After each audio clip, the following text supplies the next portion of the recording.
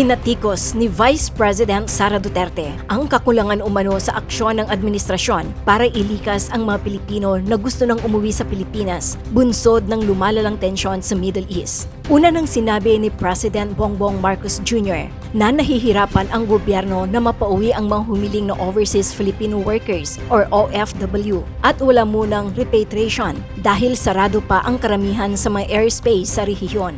Pero giit ni VP Sara, may nakausap na siyang Pilipino sa Dubai na pauwi na sa bansa sa kabila ng gulo roon. Alam mo, napakadali magpadala ng eroplano eh. Sa totoo lang. Ikinuwento niya ang ginawa noong panahon ng COVID-19 kung saan maraming taga Davao City ang na-stranded sa Maynila at mahigit 200 katao umano ang kanilang nailipad. Alam niyo ba nung COVID na panahon, madami ang na-stranded na mga taga Davao City dito sa Manila? Napakadali. Nagkontrata kami ng commercial airline. Sabi namin, isasakay namin sila lahat, babayaran namin kayo using COVID funds. So, ilang beses namin ginawa yun. Nagkontrata kami sa commercial airlines, lumipad yung commercial airlines, doon sinakay lahat ng na-stranded na tiga Davao City na cleared na magbiyahe or inallow na doon mag-quarantine sa Davao City, nilipad namin. Hindi lang 100, hindi lang 200 na mga individual ang nilipad namin noong panahon na yon. At hindi lang mga tiga Davao City. Meron pa kaming iba na kapitbahay lang ng Davao City. Pero sabi namin, sige, sumakay na kayo. Basta mag-quarantine lang kayo according to sa sinabi ng doktor dito sa labas ng Davao Airport. Tapos pwede na kayong magsiuwian kung saan. Hindi ganyan kahirap magpadala ng eroplano kung saan mo gusto kumuha or mag-rescue ng tao. Kaya lang, VP, sarado ang airspace. Tsaka baka daw pabagsakin yung aeroplano. Hindi kasi yung isang kaibigan ko galing Dubai, papauwi na siya kasi nagbukas na yung siguro limitado pero hindi sarado. Kasi yung kaibigan ko, papauwi na siya ng Pilipinas. Commercial flight siya. Handa rin anyang tumulong ang Office of the Vice President sa mga Pilipinong nasa Middle East na nais nang umuwi. Ngunit marami umano sa kanila ang nag-aatubiling bumalik dahil wala raw uuwing trabaho sa Pilipinas. At dahil dito, binatikos at tila maraming mga netizens ang nairita at natawa sa sinabi ni VP Sara Duterte. Ayon sa mga netizens, mula kay Dominic Guetta, iba po ang COVID kaysa sa bala at bomba po. Ikaw po kaya ang pumunta doon at sunduin po sila. Baka magsabi ka ng balik na lang tayo. Isip muna bago salita. Kawawa kapwa Pilipino sa'yo. Baka mawalan pa sila ng pamilya dahil sa'yo. From Benito Cabanit, airspace in war-torn areas shut po. It is not allowed. Besides, airports in those areas are targeted for bomb attacks. Siguro if tension are normalized, pwede na po ma'am. Mula kay Roberto Cabugnason.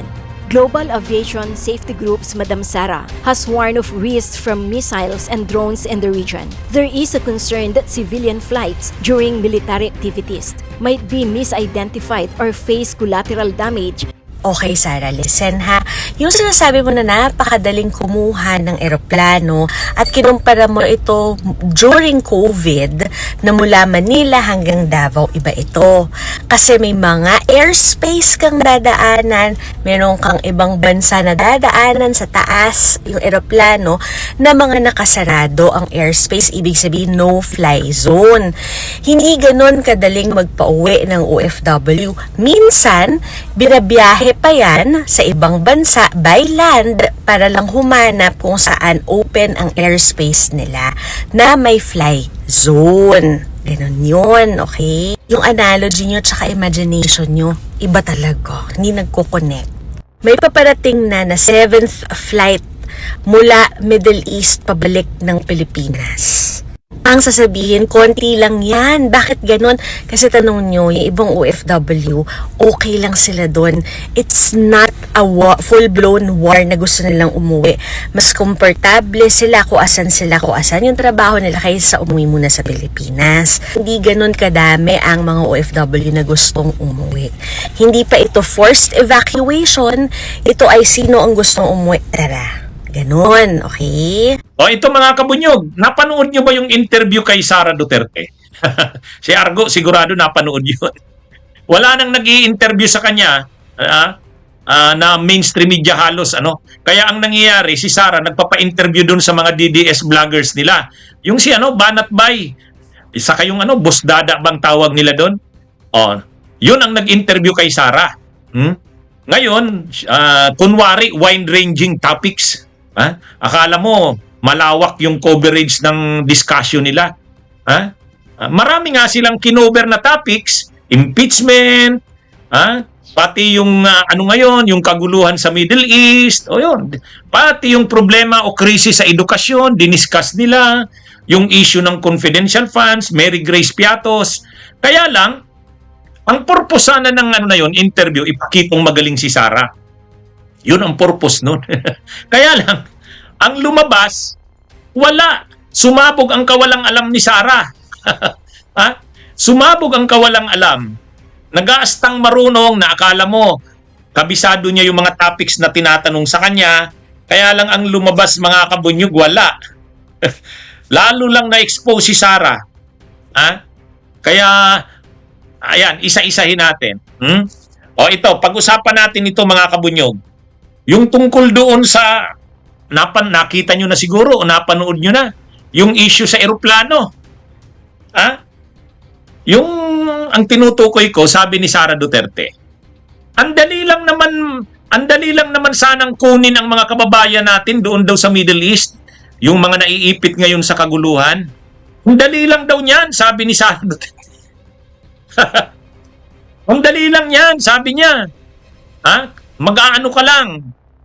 Kukuha ka lang, magre-rent ka lang ng chartered plane o i-charter mo lang ang isang eroplano. Tapos kukunin na doon yung mga kababayan natin. Parang ganon. Yun ang ni Sara. Nung panahon nga daw ng COVID, siyempre, presidente yung ama niya noon. Nung panahon nga daw ng COVID, may mga na-stranded din daw yata sa Manila.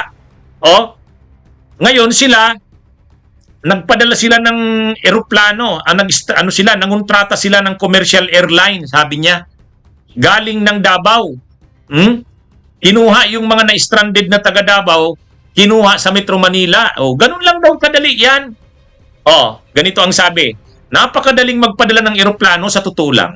Alam nyo ba noong COVID-19, maraming stranded na taga Davao City sa Metro Manila, napakadali.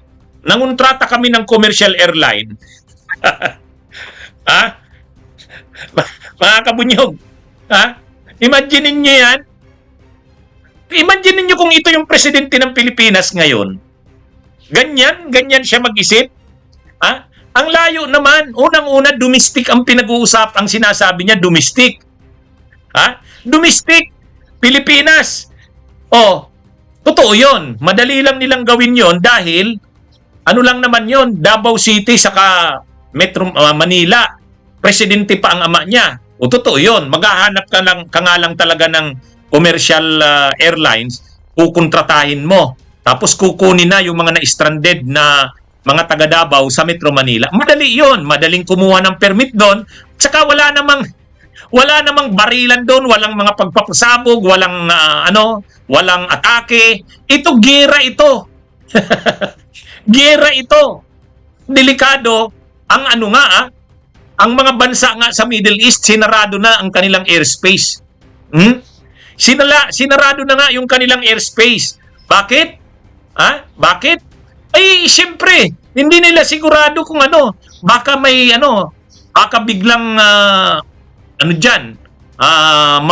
tamaan na kanila na private. Alam nyo, mga kabunyog, halimbawa yung ko kasi nakailang punta na ako ng Europe. 4 na beses. Dumadaan ako, ang paborito ko kasi Qatar Airways. So, galing ng Pilipinas, tumitigil muna kami ng Doha, Qatar. Ang Doha, Qatar, punta na ng Europe kung saan na destinasyon doon. Ngayon, ang daming eroplano ang Qatar Airways. Doon naman sa Dubai, sa Doha, Qatar yan. Doon naman sa Dubai, yung Emirates. Yan yung mga paboritong eroplano na gamitin ng mga Pilipino. Emirates, yung pupunta ka ng Europe. Emirates at saka Qatar Airways. Ako, Qatar Airways, paborito ko. Daming eroplano niyan. Kasi ang laki-laki ng airport ng Doha sa kanong Dubai. O ngayon, sa tingin ba nito ni Sara Duterte, ika-cancel ba ng Doha ng Qatar ng Qatari government? Ika-cancel ba nila ang mga biyahe? Ang laki ng nawawala sa kanila. Bakit nila kinancel muna ang mga biyahe? Hindi sila nakakasigurado ng seguridad. Hindi sila nakakasigurado ng seguridad. Ay, matindi ito mga kabunyog, mga kababayan, si Sara Duterte. Imaginein mo, ang dali lang naman daw yan. Wala daw nagagawa ang gobyerno. Pinabayaan na yung mga kababayan natin sa Middle East. Ang dali lang daw kunin yan, mga kababayan natin doon na gusto nang umuwi ng Pilipinas. Magpadala lang ng eroplano. Ay, mga kabunyog, mga kababayan, anong klase ito? Anong klase ito si Sara Duterte? Imagine niyo kung yan ang presidente ng Pilipinas. Mapapahamak tayo. Mapapahamak. Ngayon, para lang may masabi lang at makomentaryuhan lang ang administrasyon, ngayon, ang pinapalabas niya, madali lang naman sana yan. Noong panahon daw ng COVID, ginawa nga daw nila yan sa Davao City. Nagrenta daw sila ng eroplano, commercial airline. Kinuha daw yung mga Davaoenyo na na-stranded sa Manila, dinala sa Davao. Ganun lang dali. Ay, ano ba yan? Ay, iba ang gera sa COVID. Pangalawa, yun, domestic yun, local yun. Ito, international. At ang pinag-uusapan dito, gera ng Amerika, Israel, at saka ng Iran. Ano ba ito? Ang mga bansa nga sa Middle East, ano yun ang laki ng mawawala sa kanila, nawawala. Kaya sa kanila lang, gusto rin sana nilang i-resume na ang international flights. Kasi yung nakakansilang mga biyahe ng mga eroplano nila, ng Emirates, at saka ng Qatar Airways, grabe ang nawawala sa kanila. Kaya lang, bakit nila kinancel ang mga flights? Delikado Delikado ang lagay. Tapos ngayon, magrerenta ka ng parang chartered plane. Commercial i-charter mo, aarkilahin mo, kukontratahin mo. Bakit? Normal ba ang sitwasyon? Normal ba ang sitwasyon? Gera yan. Ano ba itong si Sara Duterte? Pero bilib na bilib pa rin yan ng mga DDS, Ang galing daw talaga ni Sara. Ang bilis mag-isip. Ay, ano ba yan mga kabunyog? Ano ito? Nag-aastang marunong si Sara. Yun sa isang topic na yun. Tungkol lang yan dun sa eroplano. Akala niya ang dali lang nun. Gera nga ito Gera. Kaya ang kailangan mong gawin dito i-secure yung mga kababayan natin doon sa Middle East. Pag nagsabi na ang Kuwaiti government, ang Qatari government, ang Saudi government na pwede na, saka tayo makakapagkuha ng... Hindi naman natin pwedeng kunin yung mga kababayan natin doon na kagustuhan lang natin. Kung yung mga bansa nga doon, nagsarado na muna ng kanilang airspace, hindi na muna nagpapalipad ng mga eroplano galing sa kanilang mga airports, tayo pa kaya... Sino? Ano ba yan? Ipapahamak tayo nito ni Sara Duterte, mga kabunyo. Matindi to. Actually, ang dali lang daw. Ang dali lang daw, sabi ni Sara. Madali lang yan. Noon nga daw panahon ng... Ay, ano ba ito? Ito ang setup ng mga... Ano na yan? Para lumabas lang na siya'y magaling, para lumabas na siya'y mabilis umaksyon, pinapakita niya na kung siya ang presidente, madali niya lang gawin yan. Yung mga kababayan natin na gustong umuwi, madali lang yan pauwiin sa Pilipinas. Ganon ang gusto niyang ipakita dyan kung siya ang presidente. Kaya nga 'di ba sabi ni Harry Roque, anong sabi ni Harry Roque? PBBM, kahit ngayon lang, i-take over na muna ni Sara. I-take over na ni Sara kasi yung gera na yan sa Middle East, kailangan diyan magaling ang maging presidente. Ikaw wala kang nagagawa, ibigay muna kay Sara. Yun ang panawagan ni Harry Roque O kaya lang ngayon, in-interview si Sara Duterte nung kanyang mga vloggers kasi hindi naman ini-interview si Sara tungkol dyan. Kasi nagagalit na nga sila ang mga DDS, bakit daw hindi ini-interview ng mainstream media. I-interviewin ka ng mainstream media, ganyan yung mga sasabihin. Ha? O kaya ngayon mga kabunyog, mga kababayan, yun, kumakalat sa social media yan ngayon. Hindi ko lang kasi na-download yung video mismo. Hayaan nyo, sabihan ko yung mga staff ko. Pero pinanood ko na. Ang sabi ni Sara, bakit daw walang nagagawa ang gobyerno? Dapat iuwi na dito yung mga kababayan natin na gusto nang umuwi. Ang dali lang naman yan. Sila nga daw nung panahon noon ng COVID, nag-arkila lang ng commercial airlines. Nakauwi na yung mga taga Davao, papunta ng galing Manila. Akala mo ang ganun kadali. Gera ito. Pero bilib na bilib yung mga DDS. Sila Argo, sabi nila, ang galing talaga ni Sara. Sana siya na ang presidente natin. Ano ba yan mga kabunyog? Kung isa pa, itong tungkol sa presyo ng mga bilihin at saka yung classroom. Grabe. Ito in-interview siya nila Banat Bay. Ano daw ba ang masasabi niya dito sa mga programa sa edukasyon nitong kasalukuyang administrasyon? Alam niyo kung ano na naman ang komentaryo ni Sara? O ito, basahin ko para may ebidensya tayo. Ang sabi ni Sara Duterte, mga kabunyog, ang sabi ni Sara Duterte, ang ano daw dyan, ang importante daw dyan, hindi naman yung ang importante dyan, ito.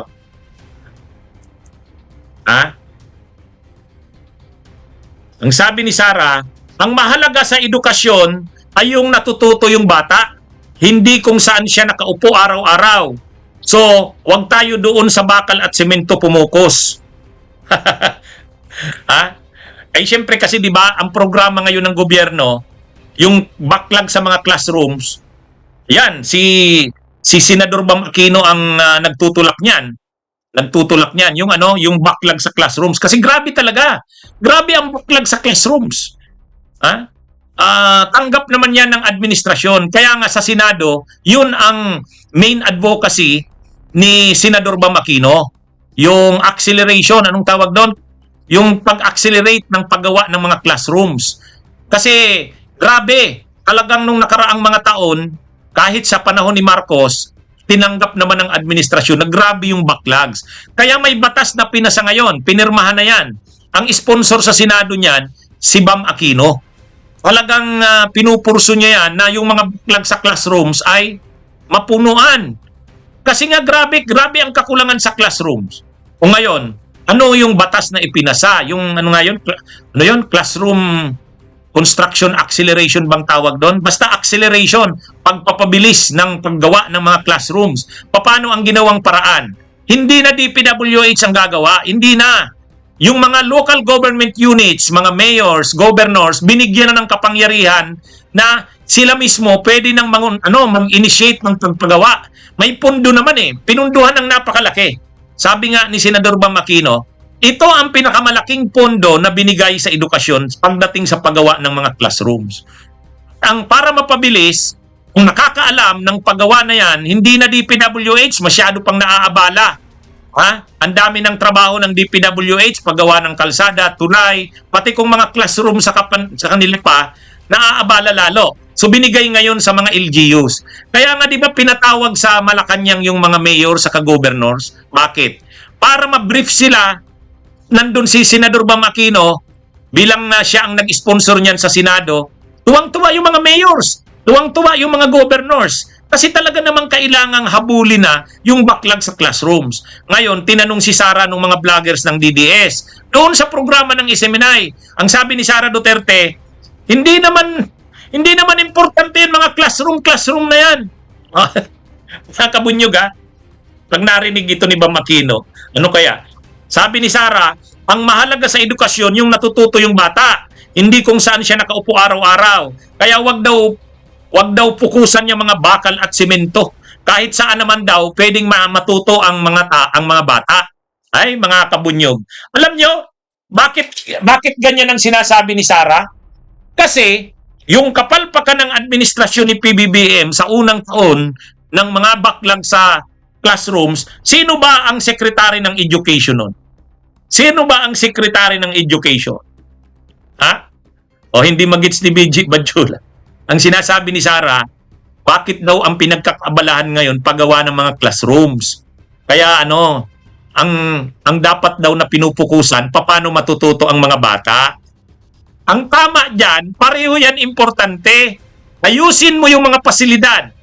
Ibig sabihin yung mga classrooms, ayusin mo yan. Ayusin mo rin yung tinuturo. Pareho yan kailangan, pareho yan mahalaga. Siyempre mahalaga na yung paraan o yung kalidad ng edukasyon i-improve mo. At the same time, ayusin mo rin yung pasilidad. Kahit magagaling yung mga teachers, magagaling yung curriculum, magagaling yung mga nagtuturo, kung wala namang maayos na pasilidad, kung umuulan, tumutulo yung mga bubong,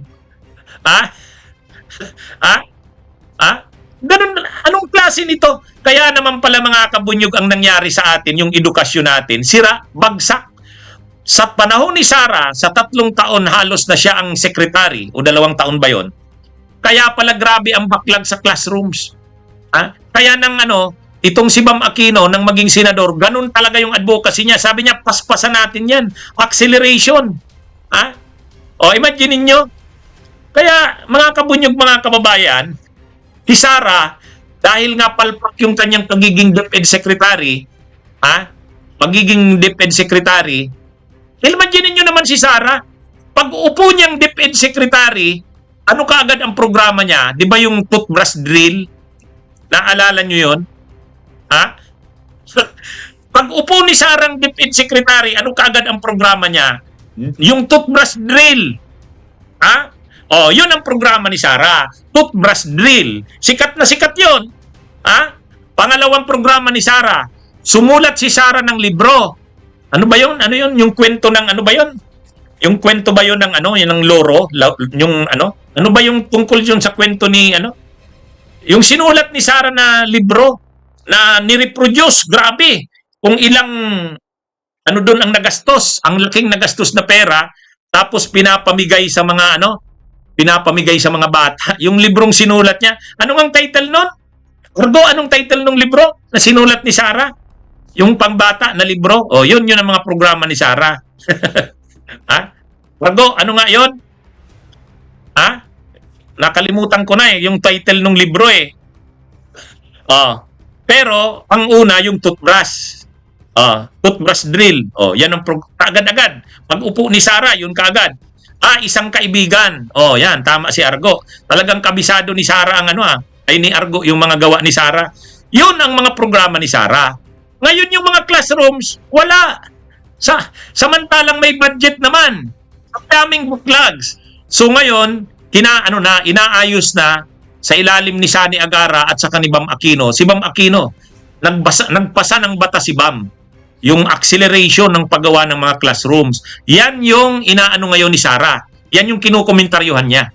Bakit daw yun ang pinupukusan ni Bam Aquino, Sani Angara at saka ni PBBM? Samantalang, ang kailangan daw naman ng mga estudyante, matuto lang. Hindi kailangan yung mga semento, bakal na classroom. Hindi daw yan. Kaya pala mga kabunyog, kaya pala ang nangyari sa atin. Nakita nyo na kung bakit ganyan ang nangyari sa edukasyon natin. Itong isa pa, sabi ni Sara Duterte, kailangan daw mag-create ng komite sa pagbabantay sa presyo. Yun. Ano yan Isa na naman yan sa ideya ni Sara. Sabi ni Sara, kailangan mag-create ng komite sa pagbabantay ng presyo. Mga kabunyog, matindi. Pagbubuo ng komite na magbabantay sa presyo ng bilihin, minungkay ni BP Sara, ito ang ating setup ng gobyerno? Hindi niya ba alam na mayroon ng ganyan? Hindi niya ba alam na mayroon tayong price monitoring councils? Ay, mga kabunyog, mga kababayan. Ano bang nangyari? Ano bang nangyari dyan? Hindi niya ba alam na mayroon tayong mga price monitoring councils? Ang BTI mayroon na yan.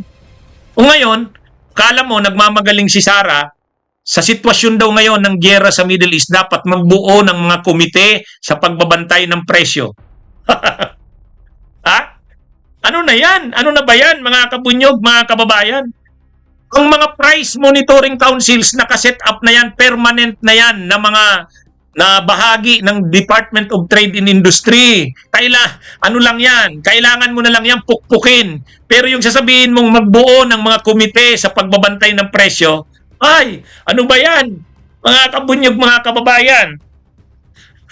Yan ba ang magpipresidente ng Pilipinas? Ha? Akala mo ang galing-galing niya, no? Ang una niyang proposal, mag-charter na tayo ng commercial plane para kunin na yung mga kababayan natin doon. Pangalawa, madali lang naman daw yan. Pangalawa na naman ngayon, dapat mag-create ng komite sa pagbabantay ng presyo.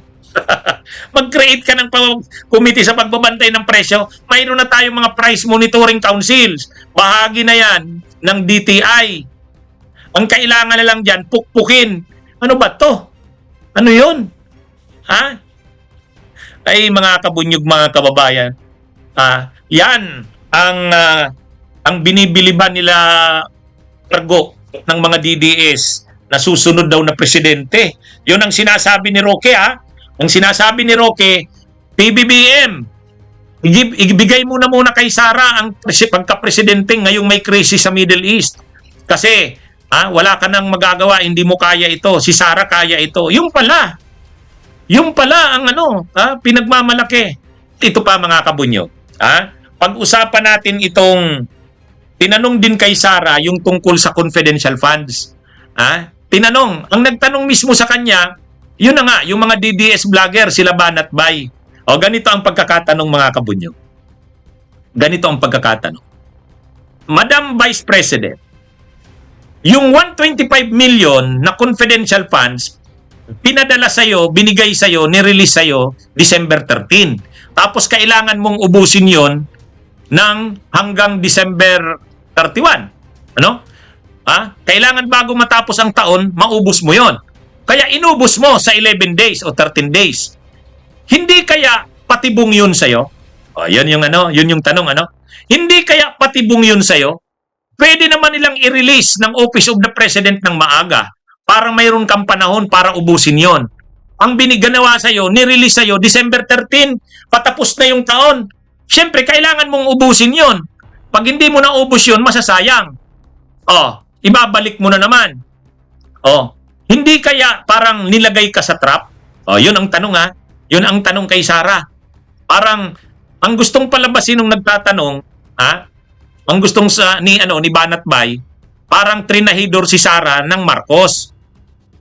Yung nire-request ni Sara na confidential funds, inirelease sa kanya December 13. Di syempre, ang pagpipilian na lang ni Sara doon, ubusin ito o yung kaya lang na magastos dyan, yun lang. Ibalik na lang yung sobra. Ang ginawa, inubos 11 days o 13 days. O yun, doon naging kontrobersyal. Ngayon, ang sinasabi ngayon ng nagtanong na vlogger, hindi kaya patibong yun sa'yo, Madam Vice President? Hindi kaya pinapasok ka? Imaginein mo, nirelease sa'yo, katapusan na ng buwan, last month na, tapos patapos na yung taon.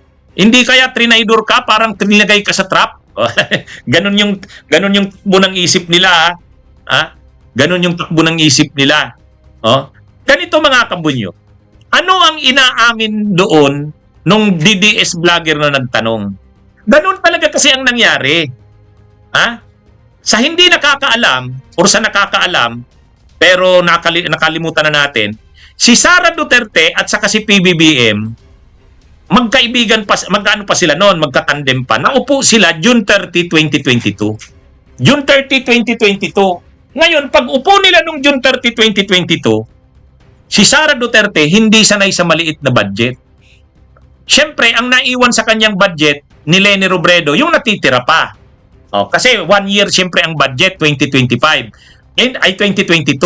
Siyempre, January to June, si Leni pa ang vice. Kaya nagamit din ni Leni yung kalahati ng budget. Magkano ang budget ni Leni? Sabihin natin 700 million. So nakagastos na si Leni, sabihin natin 300 million. O di may natira kay Sarang 400 million. Ang problema kay Sara, hindi siya sanay sa 400 million. Mula July, August, September, October, November, December. So nag-request siya kay PBBM. Naglambing. Sumulat siya kay PBBM mga bandang August. Documented yan Documented yan. Ngayon, pag sulat niya kay PBBM, ang rene-request niya, 525 million yata yon. Ang ibinigay sa kanya, 125 million lang. Confidential funds. Nirelease sa kanya, December 13. Yan yung sinasabi ng mga DDS vloggers, Madam Vice President. Hindi kaya trinidor ka? Na bakit nirelease sa'yo, katapusan na ng buwan? Nag-request ka, August, binigay sa'yo. Ano na? Katapusan na ng buwan. December, tapos ilang araw na lang. Siyempre, kailangan mong ubusin yon. Mga kabunyog, mga kababayan. Diyan na ngayon pumapasok yung katotohanan na kung naka-receive ka ng budget na 125 million, hindi ka naman obligadong isipin yon, ubusin yon, kung hindi ka kurap. Di ba? Kung hindi ka kurap, ha? Sa totoo lang, yun na nga, kaya nga nalalagay sa kontrobersya si Sara Duterte kasi yung pera na 125 million, talagang inubos niya. Ganun siya katakaw sa pundo. Parang binigyan ka ng 125 million. Di siyempre, kung maubos mo lang doon 50 million, di ibalik mo yung 100 million. I-request mo na lang uli para sa sunod na taon. Ha? Bibigyan ka naman uli ng para sa sunod na taon.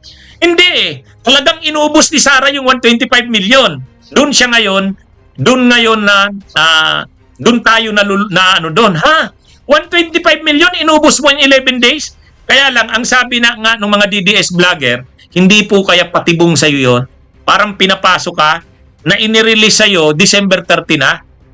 Eh, patibong man yan o hindi, patibong man yan o hindi, ang punto, binigyan kang 125 million, sa totoo lang, kahit yung 25 million, ang hirap mo nang ubusin sa 25 days.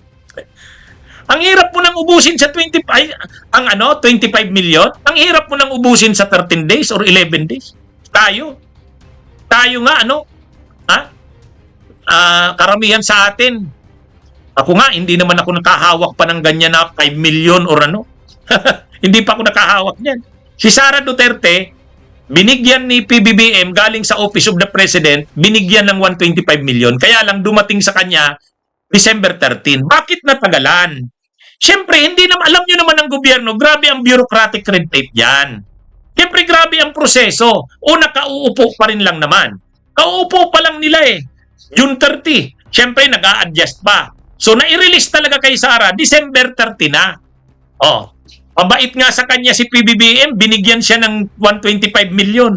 O kaya lang, talagang matakaw si Sara sa pera. Inubos in 11 days. Ngayon, paano mo ngayon palalabasin na naubos in 11 days? O, dyan na ngayon nangyari yung nag-imbento na ng kung sino-sino ang tumanggap ng pera. Siyempre, nandyan na yung Oishi, nandyan na yung Mary Grace Piatos. Bakit? Eh, kasi kailangan mong i-liquidate yung 125 million eh. Kailangan mong palabasin na naubos mo in 11 days. Kaya nag-imbento na ngayon ng mga pangalan. Yan na ngayon ang kaso ni Sara sa 125 million na yan na confidential funds.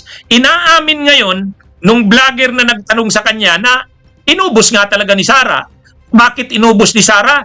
Eh kasi kung hindi niya mauubos katapusan ng buwan, ibabalik. Oh, masiba talaga sa pera. Kaya si Sara naman, sinagot yung tanong.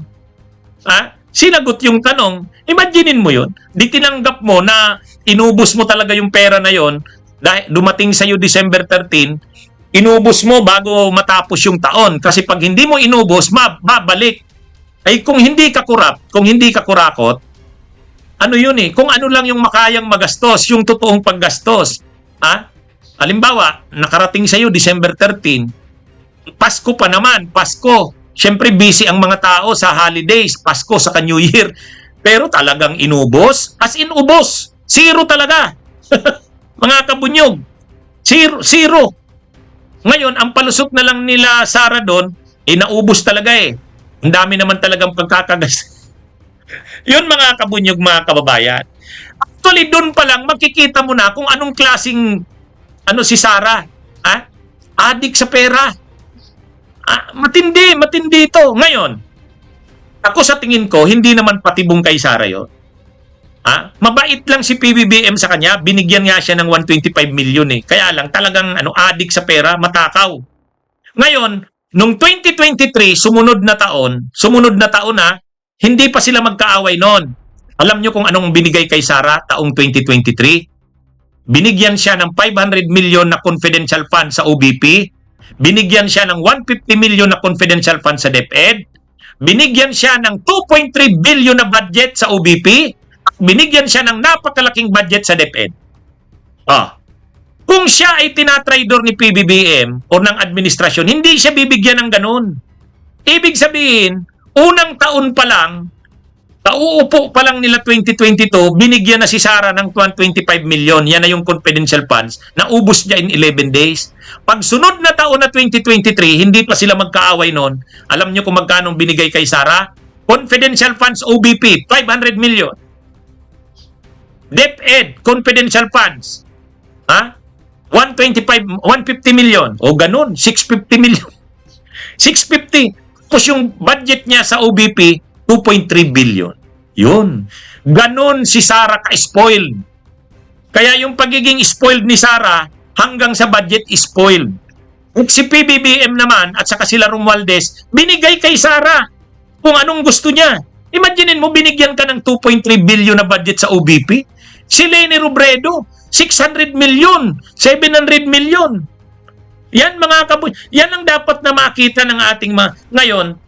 Nagrereklamo si Sara, trinaydor daw siya nila PBB, nila Romualdez. Ay wala masyado siyang matakaw Ang nagpabagsak kay Sara yung katakawan niya.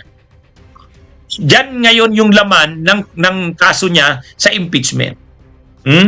Ngayon, dahil nakikita naman ng mga opisyal ng gobyerno ang ginagawa niya, sinuhulan niya yung mga officials ng DepEd. Kaya siya may kasong bribery.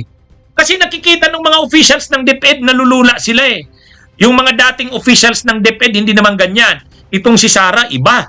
Kaya ang ginawa ni Sara, binusog ng pera yung mga officials ng DepEd. Yan na yung kasong bribery. Napanood nyo naman yon yung mga officials ng DepEd na sabi nila, binibigyan sila ng sobre. Yan yung mga kasong kinakaharap ni Sara dito sa confidential funds at saka yung bribery sa DepEd. Kaya lang, doon sa interview sa kanya, yung interview sa kanya, inamin niya ang lahat ng ito na natanggap niya nga 125 million, inubos niya raw talaga yon in 11. Ay, talaga, mga kabunyog, mga kababayan. Sumabog ang ni Sara dito. Akala nung nag-i-interview sa kanyang DDS vlogger, pinapaganda nila ang imahe ni Sara. Lalong nasira si Sara doon. Ang biniblame lang nila, hindi kaya patibong sa'yo yon yung ginawa na yon na pinadalhan ka ng 125 million, December 30 na, samantalang pwede naman ipadala sa'yo yun ng maaga. Ganun pala yon. Ang ginagawa nila, sinisisi pa nila si PBBM dyan. Ang may problema doon, si Sara. Kasi matakaw sa pera. Yun. Okay? Mag-subscribe at i-click ang notification bell para sa mga susunod na video updates. Maraming salamat po.